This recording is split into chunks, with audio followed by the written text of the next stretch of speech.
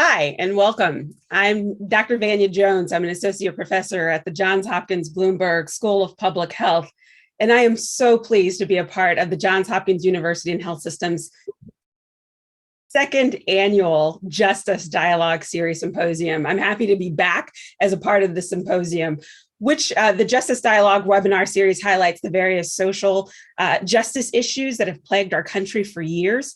As a community, we plan to share resources, information, and address concerns in a way that's helpful and current. As things are constantly changing, we're going to come up with ways to get through these tough, uncertain times together. And in addition, we look forward to working together to support and uplift our community and the communities that we serve. I am so excited to be joined by three amazing panelists.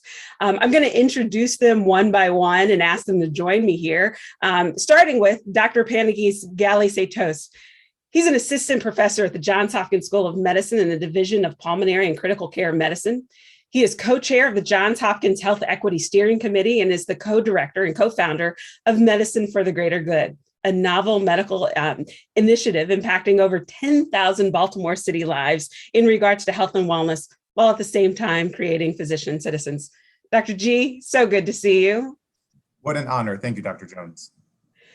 I'm next going to introduce Dr. Stacy Garrett Ray. She is the Senior Vice President and Chief Community Impact Officer for Ascension nationally. In this role, Dr. Garrett Ray leads the development and implementation of strategies that address community needs and healthcare access. She also works to invest in and maintain sustainable impact for health. Dr. Ray, you got a lot going on here, and I'm just make sure I do right by all these words and convene partners to direct investment and program development. Dr. Ray, thank you so much for joining us. Thank you for having me. And to round out this amazing trio is Mr. Winston Henderson. He is Vice President, General Counsel of Clear Scientific Inc. in Cambridge, Massachusetts. Mr. Henderson is also on the Board of Trustees at Boston Children's Hospital and on the advisory board of the Sandra L. Fenwick Institute for Pediatric Health Equity and Inclusion at the Boston Children's Hospital. Mr. Henderson, thank you for joining us. There you are. Happy to be here. For the sake of dropping formalities and making this a bit of a discussion, I'm gonna refer to you by your first name. Please refer to me by Vanya, because I think this is a really great time, again, to be a community and have a chat. Everyone now knows your formalities and how great you are. I actually want to start by asking you, let's start with you, Winston. Let's ask you a little bit about what we consider the topic of economic justice in the context of healthcare. And what do you believe is the most pressing issue we face today? Wow, Vanya, such a loaded question. If we haven't learned anything then during this pandemic, is how interrelated all of the aspects of justice are. You know, economic justice, health justice, criminal justice are all interrelated. And so it's hard to just choose one thing. But if I had to highlight one thing, it is that interdisciplinarity of the issue. It is really hard to talk about health justice without economic justice, and it's hard to talk about justice without criminal justice, right? And so I would say the fact that we're here to really talk about the way a community and the institutions can weigh in on the problem to magnify it, so it's not just doctors talking about health, and it's not business people not talking about the community health. That's the one thing I would highlight, is the fact that we have to see that we all have a role to play in economic and health justice. Stacy, you're on my city screen, so I'm just going to go to you next because that's my line of sight. Can you answer the question too? Sure. I think to piggyback on what Winston was stating, I think after the past 2 years, it really has shed a light on a lot of the disparities that we've seen, but also for us to start to think about what are those social determinants that all of us need to think of as how do we start to address with the community. So thinking about employment, thinking about how that divide has also changed in terms of education, that shed a great light. Thinking also about just in terms of disparities with access to healthcare and what we are planning and seeing maybe in the future if we don't start to make a change collectively. And it takes all hands on deck. So it's not just healthcare that is worried about health, just like Winston was stating. It's all of us thinking about how can we make sure that we all receive the best quality care and outcomes and start to change some of those gaps that we're seeing even in life expectancy. And it starts with thinking about not just the short term and those challenges, but some of the long term and that greater opportunity in front of us. Panagis, thoughts? You know what? I agree with my colleagues, Winston and Stacy. For the one thing that I would just put out there that I'm hoping healthcare systems begin to invest in, if we're really serious about equity and ensuring that every patient that we serve fulfills, the promise of medicine, I think healthcare systems have to be honest with themselves and realize that we promote medicine and not health. And health is a different conversation to the communities that we serve. And if we really want to help them with access to care and advocate for their care, then we need to do what we were doing somewhat during the pandemic, right? In the pandemic, science solved it, right? We got the vaccines, we know face masks work, but alas, we're still here. And the only way to get people to become believers in the science, right, the conversion there, is by engaging with them and having active relationship building and so forth. So that's the one angle that I will add. I'm hoping healthcare systems realize they need a strong department with personnel, a sophisticated scientific approach towards community engagement and so forth to promote health, prevent disease. If they don't do that, in my opinion, a lot of other things they do is just mere window dressing. I'm going to jump in on that right now with another question, Panagis. You talked about partnership and collaboration building. Does community investment from institutions that isn't nominally or explicitly related to healthcare still something that is effective for public health? I think so. And this is the part that I'm going to probably do my best to balance because I know my strengths and weaknesses, because I'm going to say yes, because it's the right thing to do, right?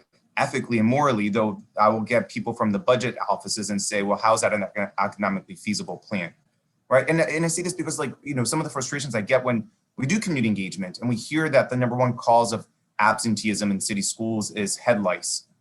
I can't get a healthcare system to invest in that, right? Because it doesn't result in ED visits, doesn't result in a hospital loss of money, and suddenly it goes unnoticed for a community's intention that the healthcare system doesn't react to. So my standpoint is, I think we need to sit down and understand if we are really going to emphasize health equity, and then recognizing there are certain vulnerable populations who are going to be at a disadvantage versus others, and for a variety of contextual level reasons, then we need to invest in what health means to them, not just to a hospital system. Focusing just on readmissions is such a narrow thing, right? So I think it's doable. I think it's possible. There's an ethical reason for it, of course. I think we just need to align economics with ethics. That to me is how you get that public health outcome that we want. So Vanya, if I could, go ahead, Winston, please. If I can, and so I'm here in my individual capacity, and although I work in life sciences and I'm on the board of Boston Children's, and one thing I do know is Boston Children's Hospital has a specific fourth mission that is community minded, which means we have specific conversations about that investment and about the community. Because as you said, Panagis, it is different when you constantly hear about the social determinants of health, right, which affects the expenditure and the focus of the health system. But you hear that housing, poverty, jobs, and all these things have to do with transportation, crime, have to do with both physical and mental health, and really impact how to care for our population. I think you're exactly right. You have to look at a different vector of investment, of resources and focus, because a lot of what has to do with health never touches the hospital doors, though they touch the patient that comes through the hospital door. I'm going to ask Stacy to jump in here too. Sure. So I think, we know the data says the most important 5 numbers are your zip code, where you live. And even if you see your doctor 3 times out of the year, that may equate to an hour out of your life, right? But it's thinking about how do you really think from the individual level, and how do we start to think upstream and really creating that change that is necessary.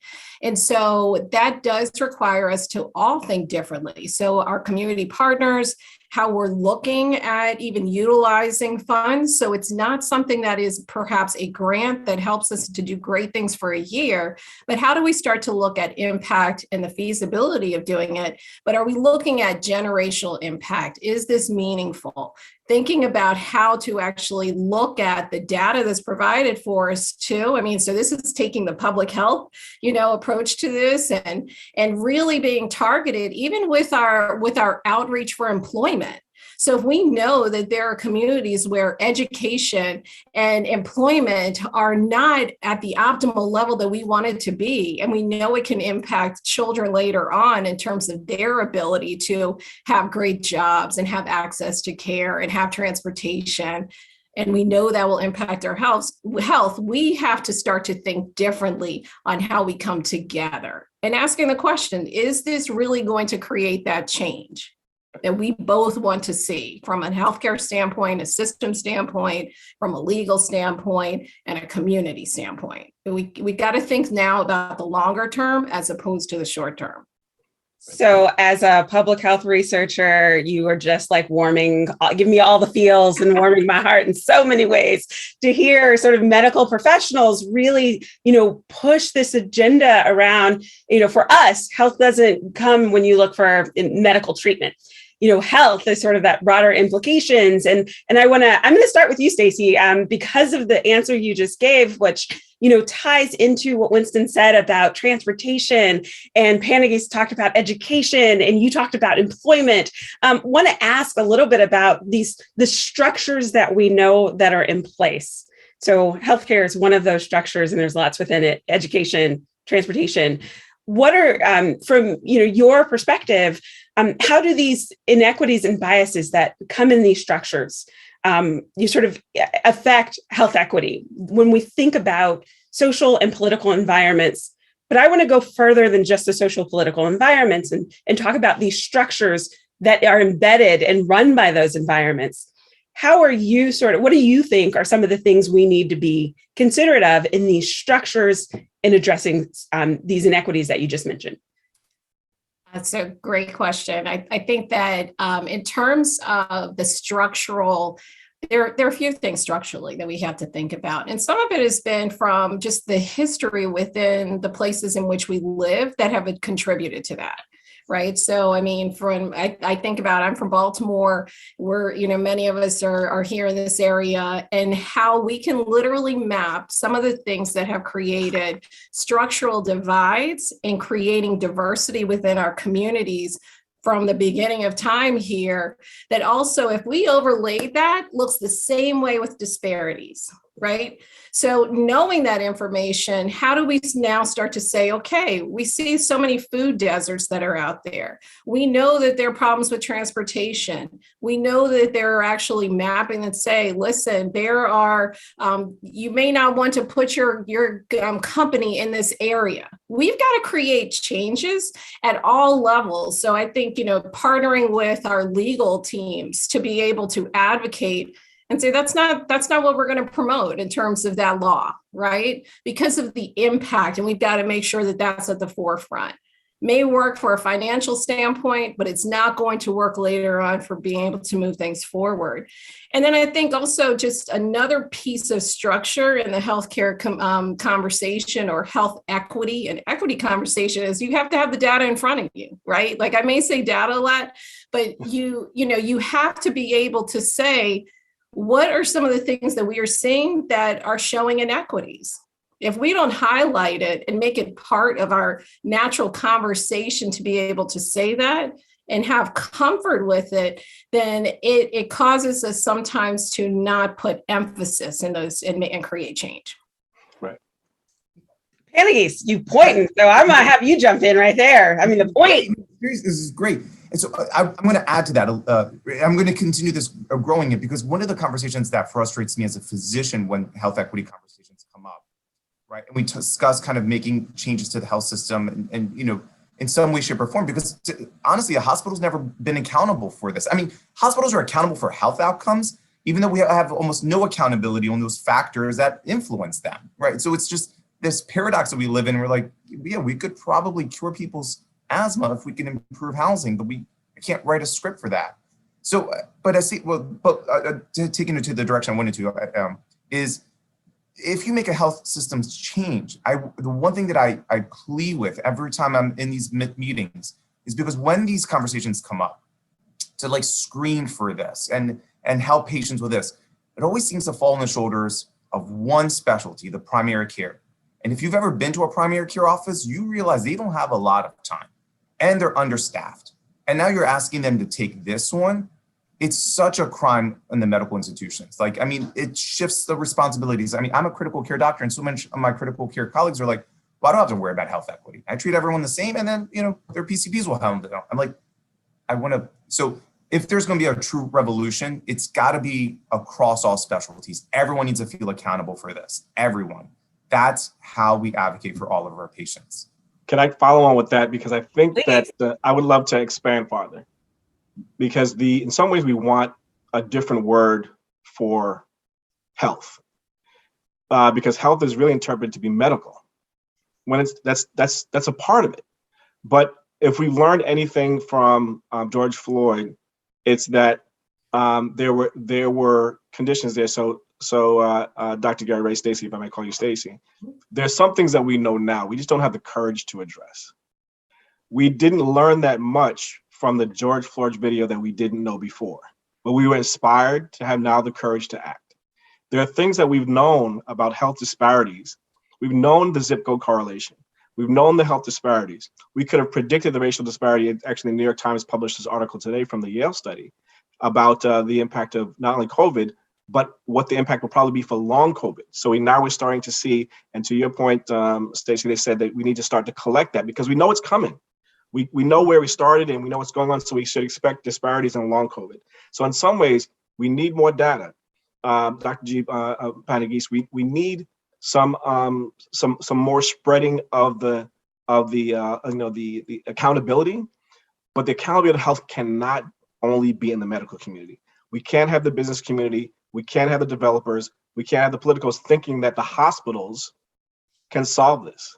It has to be where there's a group that is courageous enough to hold themselves accountable, and that the structures start to divide and distribute that accountability. Otherwise, it's really hard to talk about housing, especially where in the urban areas, the housing tracts are shifting. So the people are being moved out, right? So as you're distributing the resources, you have to really confront this complex thing of gentrification and other things.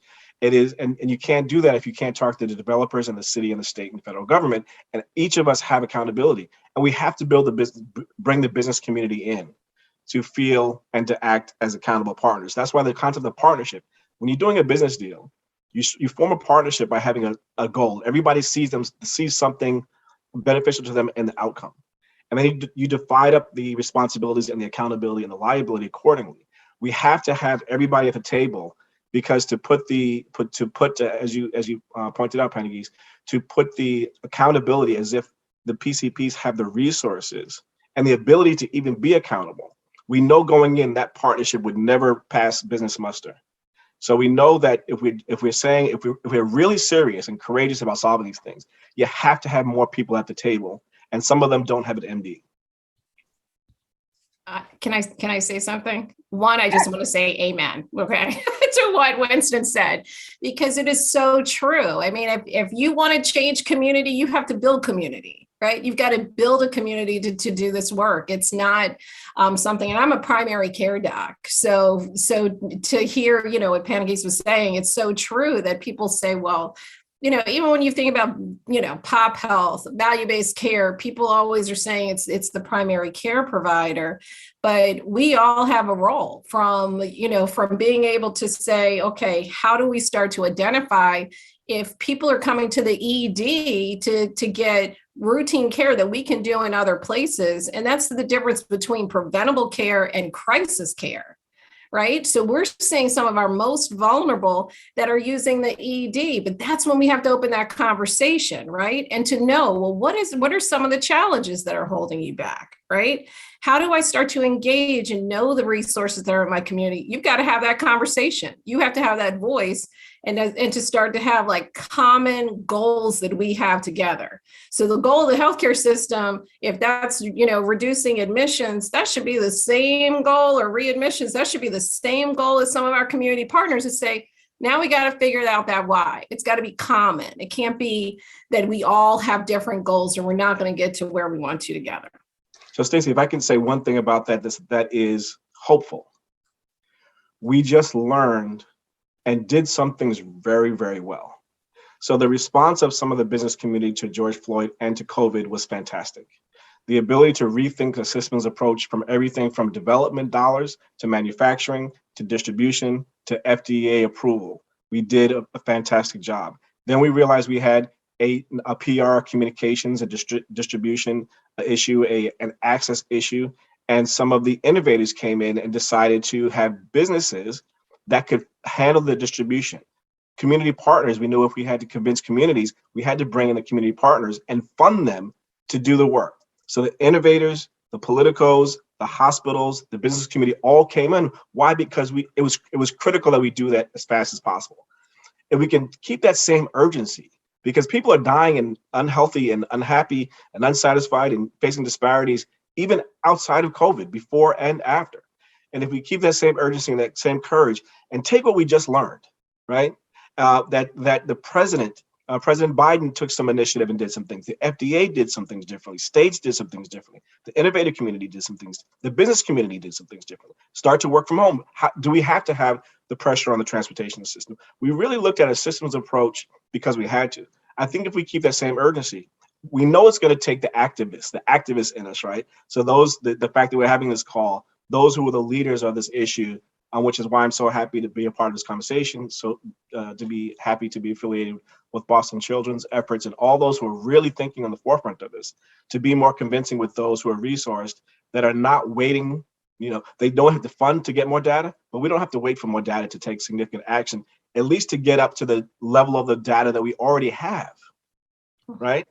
And so I think there's a hopeful movement, if you will, on the coming together in this conversation and others, and the proof points of what really does happen to get new therapies, new distribution, new communications, new partnerships, if we take a very active, intentional, and courageous approach. I saw Panagis want to jump in there. I'm going to let you jump in there really quick, and then we'll move on. Just amen to both of you. Like this is phenomenal. And what I'll continue building here is not that you guys are emphasizing this, but not to lose, those moments that we did well in the pandemic, they got to become movements. They got to transcend the pandemic, right? Because if we fall back to our old ways, that means we're comfortable with the disparity still staying here. And that can't be. And through all of it, I'm hoping one thing that comes clear is that you definitely still, all of this, you need a better community relationships. You need community relations from a hospital, right? One of the things we've learned from Baltimore when we go out there is that they don't see the hospital as part of their community. It's there. We come out with our grants. We move up in the ivory tower with promotions. Nothing changes for them. We have to rethink how we do that. We have to, or else there won't be an establishment of trust. And all things that we want to do, as we're saying, it's going to go, it's going to go to loss because we're not really truly being their partners. Let me take a moment to encourage people who are listening and who are part of this as an audience that you too can participate. Please ask your questions. If you're here and you can type them in the chat, type them in the chat. If you are listening and you are not in a place where you can type them in our chat currently, we want you to text your questions. So text to 22333 and type let's do that over. Text 22333 and type JHUWL in the message and then type your question. So I'm going to say that one more time, 22333, type JHUWL in the message. And when you get prompted, please type your question. LeVar Burton would be proud of me for reading fundamentals right there. I'm going to continue on with a little bit of this conversation around showing up and whose voice. Stacy, you mentioned voices being at the table. I think in Panagis, you sort of mentioned, who's there and being a part of a community. Winston, you also brought up, how do you bring in new people and innovators? One of the things we know is who's represented in the spaces that are running healthcare and that are providing healthcare services. And so my next question is pivoting just a little, but I don't think too far, if you think about the thread that you've all laid out already, to asking a little bit about who's showing up. So let's set this up. According to the Association of the American Medical Colleges, 5% of active physicians in 2018 identified as Black or African American, and 5.8 identified as Hispanic. 11.3 medical school matriculants identify as Black or African American, and 12.7 identified as Hispanic or Latino. This is in 2021. So you saw an increase from 2018 to 2021. And for those of us who are researchers, we know that an increase showing over that period of time means something changed happens, right? There was a difference that happened there. Can you help explain this rise? And can you provide some context of what these changes in demographics for who's showing up in the healthcare setting, what that could do for health equity?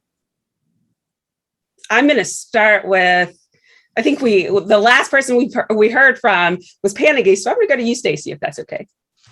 Sure. So one, it is exciting to see there has been a rise, and I think diversity that we're seeing within those that are coming into either medical schools, but we still have work to do in those areas. And so, goals would be that, wow, it'd be great if our healthcare system really reflected the communities in which we serve, right? Because we know that has made such an impact in terms of concordance and outcomes. Studies have shown that, and the experiences that those who we serve have. I think there have been a lot of intentional efforts by many medical schools to really look at how do we start to think about pipeline programs, and how do we start to look at not only from looking at undergrad, but really how do you start to think even further? So middle school, and I think of some of the work that we're doing at Ascension,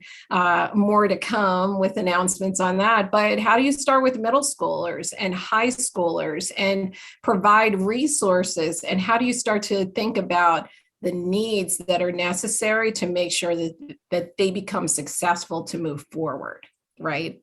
And that also requires for us to know the needs within the community and their families to help to support. So I think it really has been something of need. I think that also a lot of our GME programs, it's part of actually quality to start to take a look at how do we start to create changes, and not only for our workforce, but how do we start to think about how do we start to address the numbers themselves. So that's what I would say for this in terms of the rise. So I'm Vanya, gonna. Oh, go ahead, Winston. Go ahead. Well, I was just gonna say there is as Stacy said, there's been an intentional effort for a very long time, and I suspect a lot of the rise comes from those heat sources. Dr. Brenda Armstrong down there at my alma mater at Duke University. I didn't attend the med school, but I spent a lot of time studying there and trying to figure out my biology classes in the medical school. But she was a force, and she drove diversity not only through the medical school, Duke's medical school, but by partnering with Xavier in New Orleans and some other places in order to create the partnerships and pipelines that were bigger than just her footprint, and have the conversation about what a successful doctor can and should look like, and why diversity matters in the recruiting and pathway making, and then I just think we have to tell better stories. So I'll tell you the story that makes me, I'm a biomedical engineer and a lawyer by training, working in the innovative space. And so you've tried to figure out, why am I on this panel and why am I so passionate about this? There's one indelible moment that I can tell you that drives me to say, not only can it not be left to the doctors, but I have to do my role even though I'm not a doctor. And here's what it was. My father suffered from congestive heart failure. He had a history of not taking care of himself well. Some of it had to do with the disparities and the learned behavior that you get when you grow up in disparate communities. And so he developed congestive heart failure.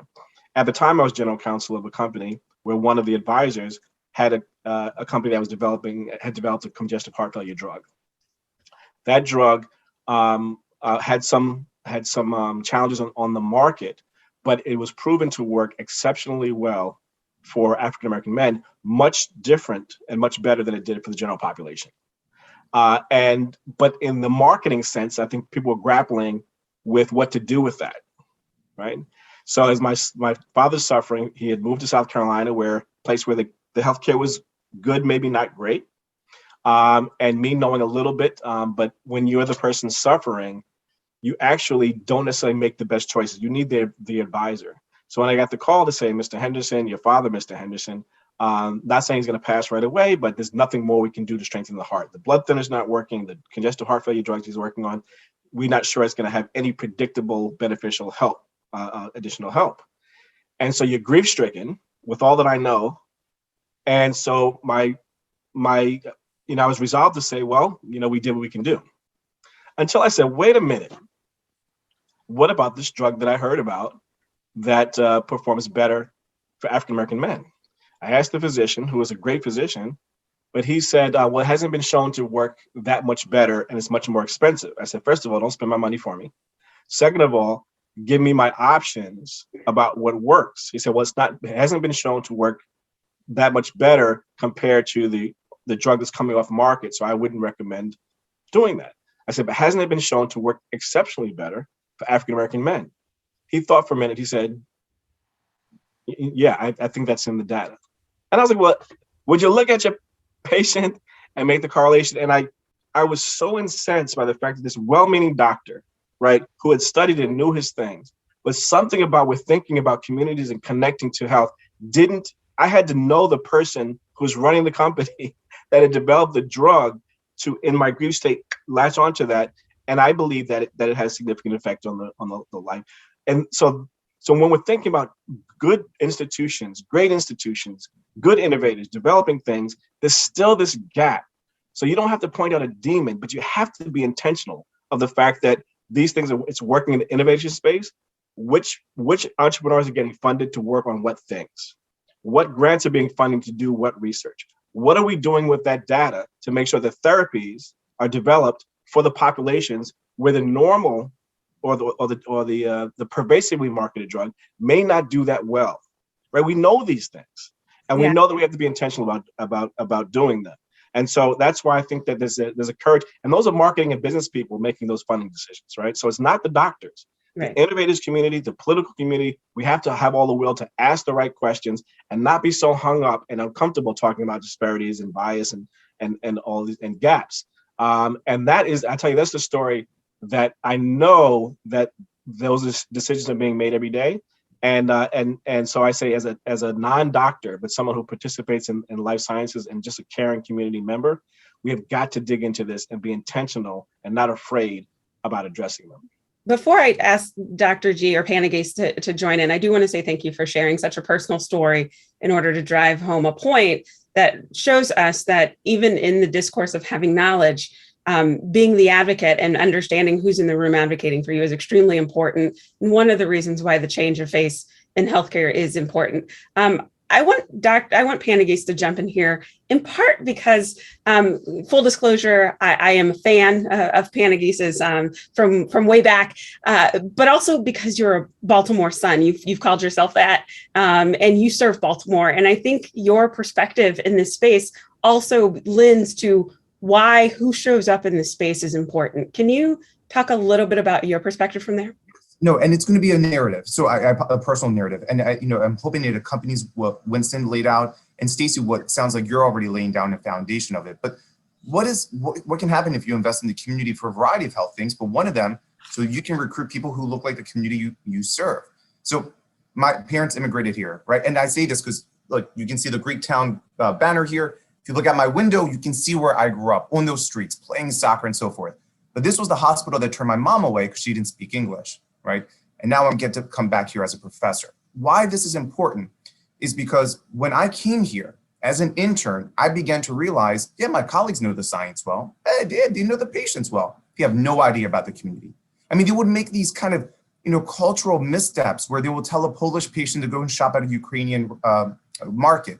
And, it's like telling someone who eats halal to go get kosher. It's like, you don't do that.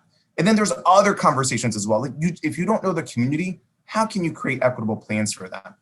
And so that's where I began to do medicine for the greater good, right? And I see this because it got our physicians out there. So if you invest in people in the community, they're going to come up with strategies to give back to the community. So your healthcare system actually, it does what it says it can do. And one of the things that Dr. Jones and I have been doing is this curriculum going out into the schools.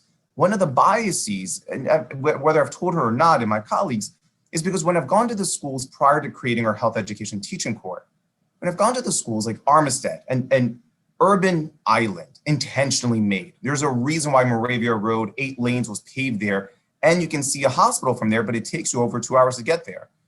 So that place we went to, for a few years, and one of the returning years, all these kids, minority races, minority ethnicities, a lot of them reminding me of me when I would go in and tell them, hey, I grew up not too far from you. How many hands went up saying they want to be nurses and doctors? And Ms. Rodriguez pulls me aside and she goes, you realize they're saying that because you show up, not me, but my entire team. That proximity to people who look like you, who have a similar story like you, encourages them. So we better be out there and invest in people. And create a cohort of healthcare professionals who look like the communities we serve, because it's not just good for the community. We come up with creative ways to actually really be equitable, right? That's what's key here. We know the solutions. We're just often the furthest people from the resources. Yes, Stacy. And so I love that because what you just said, Panagis, because I do think personally about my experience, and it's not just as a woman of color. I mean, as a person of color, but as a woman, of color in medicine. And if I did not have mentors from early on for people actually believing in my dreams and saying, yeah, you can do that. Why not? Then I don't know what would have happened to me, right? And so it doesn't matter how strong you may be, you're still vulnerable. And so you want to make sure that we have people that say, listen, yeah, if she's doing that, I can do that. It's not something that you see on TV, or it's just the Cosby Show way back in the day, which that's what growing up, that's what I would see. But then when I had the experience, one of my key mentors in high school that let me come into his office was right at North Avenue in Utah, a couple of blocks from the Freddie Gray riots, and allowed me to work there anytime I wanted to, and allowed me to get a chance to spend time with the community. Having people saying, you can do this, meant the world to me, that I knew that I had to come back in order to be part of that. And so it does require for us to make sure that those that we serve can see that this is a field for everyone. But we've got to make sure that we're out there in the community to do so. I'm going to pivot for a second, but again, not too far from where we are right now, given that you've 3 just really shared personal information about what it means to be in the space that you're in, about how you got here, about your work. I think the other part of that is the stress that is this job, particularly around COVID. About a third, according to the Mayo Clinic, about a third of physicians and nurses intend to reduce their hours during COVID. And you can see where, as you've already talked about stress and the experience of being a provider and what that means, one of the cited reasons for the great resignation around healthcare is COVID-related burnout. I would add to that other types of burnout that were compounding that arose when COVID-related burnout started. Can you speak to, and this, I think, continues the thread of what you were just saying, how do we better support our healthcare providers? And I'm going to add to that question. How do we better support our healthcare providers that we know are not necessarily from the mainstream experience of being healthcare providers? You just talked about 3 very different experiences in healthcare. 2 of you got there as this is your healthcare. Your healthcare is your industry as a provider. One of you is in leadership in that space. But let's face it, you just talked about stories that it wasn't set up for you. So I want to add to that question, not just healthcare in general, but those people who we know the system, the way it's set up, going back to that systems question, the system, how can the system be more supportive? Winston, we haven't heard from you in a little while. So I think So if you think about what we learned during COVID, is that people on the front lines in our society carry an undue burden. So in the medical profession, and somewhat in other aspects of our society, people who had to show up, right, and who bore the burden and the exposure. I think we have to think about, as a society, very differently about what we're asking from those populations and what we're doing to not only support those functions but those people. I think we have to look at that as a whole. On the medical community, which saw so much of this, that became unsustainable. You know, if you hear the stories in the hospitals, they made the stories that I heard from my friends going through residency pale in comparison, right? They were saying that, you know, the amount of care, the amount of hours on call, the stress of seeing the patients, and unlike during their residency, they also had to deal with their exposure to their families. How do I go home? I can't see my kids. I can't touch my kids. How do I do that? And not all the medical professionals are highly compensated. So they were still dependent on public transportation. You know, they were still getting by. You know, they had 1 month at the end of their money, and so there are things that we have to think about where it's not just the physicians, but it's also the nurses and all the folks who make the healthcare system work. Again, we knew it before, we know it now. And so the question for the broader parts of the community is, what do we do? And we need to have that conversation in all aspects, and to think about how we fund healthcare, right? How we fund healthcare providers, and not just in an emergency stimulus package boost time of COVID. We have to think about it full stop, and we have to realize that some of us have to have skin in the game. We don't like to talk about taxes. We don't like to talk about what we have to give up. We talk a lot about what we get. And I say we, the collective we. That has got to change. Otherwise, I don't know that we get to the point where we can talk about solving the problem of the folks on the front line who are now facing burnout. And so we have to get more people into the profession, because there's a pipeline workforce problem that we have, and then there's, for those who are already in the workforce, how do we make it a livable occupation? Stacy, would you like to add to that? Yeah, I would say this is actually a very timely question, considering today is National Doctors Day as well. So I just wanted to say thank you to all to my fellow doctors that are out there. But it truly is the care teams that really, it's about the well-being. And so sometimes it's just giving grace, you know. The care team, they're human. We're all human. And so I think, you know, coming as a patient and putting ourselves in that standpoint, you know, our care teams are out there each and every day trying to do all that they can. And they have provided great care and have given a lot of sacrifice. And so even just the decency sometimes of just saying thank you, you don't know how far that goes. Sometimes just a few thank yous makes your day go so much faster. So, I mean, those are things that don't have a cost, but really make a difference for people wanting to come back each and every day. I think also just taking a look at ways to change the traditional way of looking at schedules. We were able to see during the pandemic that a lot can be done through telemedicine. And so, and also how we utilize the healthcare system. Many people were not coming to either the EDs or the primary care providers during these times, but many we were able to take care of, right? So even having a phone call or even using an asynchronous telemedicine visit for even dermatology, where you just have a picture of a rash, that takes less time. And so it's really thinking differently about the delivery and the time that we provide. And being intentional about, is this something that I need to go to the ED for, where I know it's going to be swamped, Or is this something I can go to my PCP? So that's a conversation and cultural shift that healthcare system, communities, we have to work on together. And Panagis? And one to add to all of this is mental health resources, right? Yeah. The colleagues that I saw leave weren't, those who are like, I'm close to retiring. Now's a good time. Those colleagues like my age, my peers who are like, I'm done. I can't. And I can look from my standpoint, again, sharing a little bit more personal insight into me. Like I'm a critical care doctor. When the pandemic hit, we were in the ICU, we were swamped. And one of the things about being an ICU doctor, I'm always around death, a lot of it.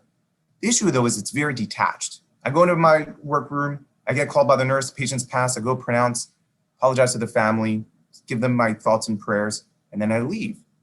And I see this because during the pandemic, there was no families by the bedside, but a ton of them were like, hey doc, do you mind being next to my mother, being with my dad, being with my sister so they don't pass alone?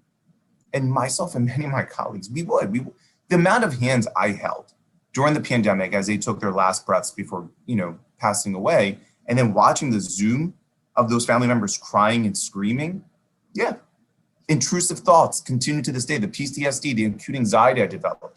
My therapist has been magnificent, but I see this because we need to fight the stigma to make sure that people don't like if I had chest pain, we're going to go to the hospital, right? There's not a sign of weakness. If I have a mental health breakdown, we got to do better to knock down the stigma and the judgment. And I promise you, it is very prevalent. If I know, I still feel embarrassed if I say I'm going to take a mental health break, right? Because I'm like, am I going to be perceived as weak if I say this? It's still there. And one of the things I would suggest to the healthcare systems, anyone that's listening, to consider, look at the chaplain services, because those chaplains would see us stressed out. They took many nurses and doctors during the pandemic to talk to us. And I was like, this is amazing. So make mental health and you may already have the resources to kind of at least get the low-hanging fruit ready to go, but that's what I will tackle. No question, yeah. I think your story highlights the reason why I appreciate Stacy pointing out that it's National Physicians Day, because that story, you were the hand holder for a lot of families. And Winston has mentioned that there are things that we've known and we're implementing them now. You've been the hand holder many a time before the pandemic. And so I just want to pause and say again, thank you for pointing that out. And thank you for sharing sort of, the unvarnished version of genuinely what we're talking about and what we're dealing with and how we really are in this together, and community is important.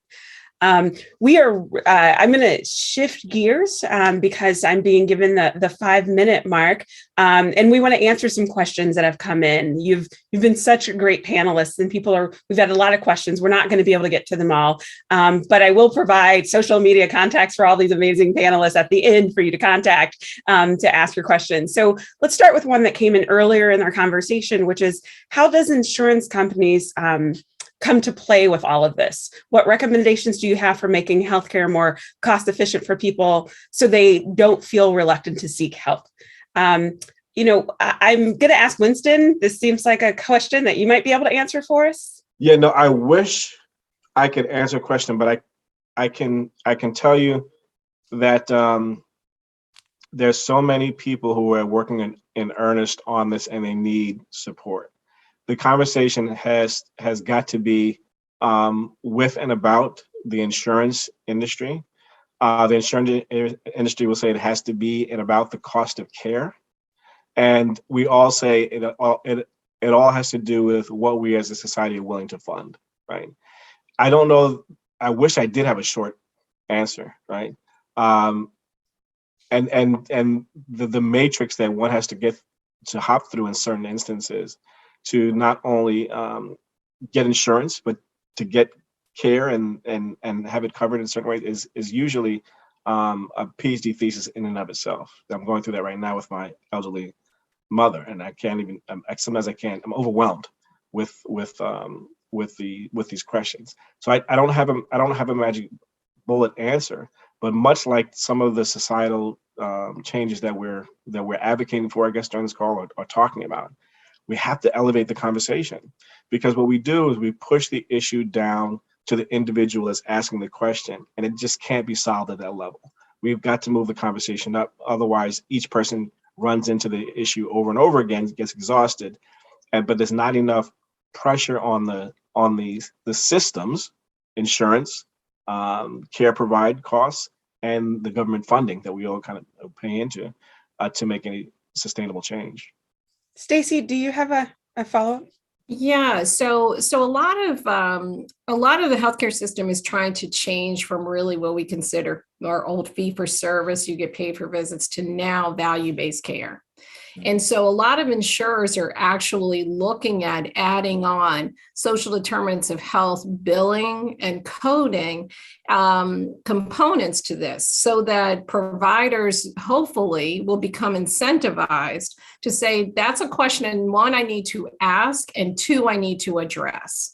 And so there are different models that are in place. There's, CMS has put out different models to think about how can we start to move towards more of identifying those social determinants, because they know that that's important. Also identification, self-reporting of also our race, ethnicity, language, data, sexual orientation, and gender identity, which are important in this conversation for us to be able to identify a lot of the disparities that are out there, but also how do we start to address? So many are really attaching this conversation to the money. Okay, so that's one of the things that I think we're going to be seeing more and more in terms of coming from insurers. And for them, they're thinking of it as, if we can start to address this, this will reduce spend. And hopefully, some of them have said this, but I'm not from an insurance company, but as we start to reduce the spend in those bills, that allows us also to make it more cost effective or efficient for many people, right?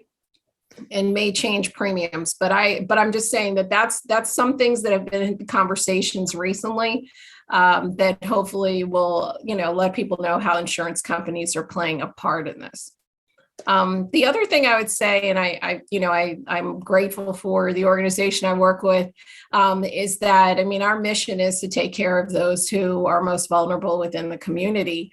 And so how do you start to look at information, those who have touched our doors, who are uninsured or underinsured, and help to do proactive outreach, and also align with different insurance companies and social work support, et cetera, to make sure that everyone can get care.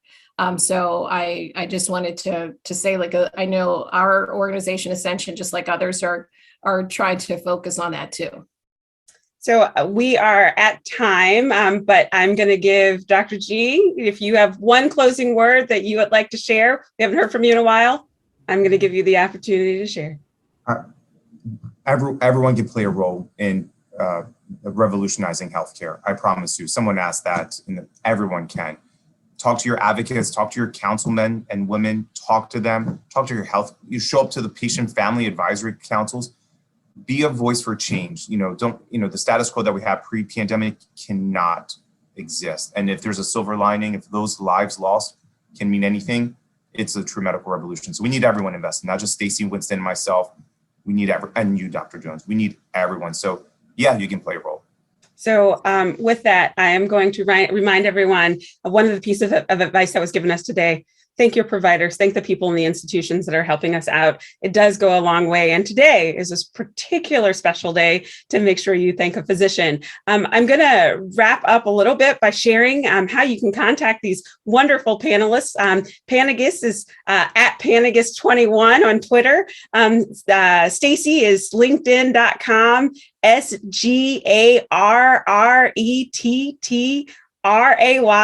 SGARRETTRAY, Reading's Fundamental. Winston is at Henderson at Twitter and LinkedIn. Winston Henderson. That was I don't even need to spell it out. If you've been paying attention, you get the spelling of the name at LinkedIn. Upcoming events. Please join us for the final Just Us series and symposium conversation following the session. It's a fireside chat with our very own Johns Hopkins President Ron Daniels and Vice President of Office of Economic Development Alicia Wilson. This will discuss what's next in the Just Us post-pandemic world. This is today at 2 p.m. Please consider following following JH Connect. That's JHCONNECTS on Instagram, Twitter, and Facebook. If you have additional questions or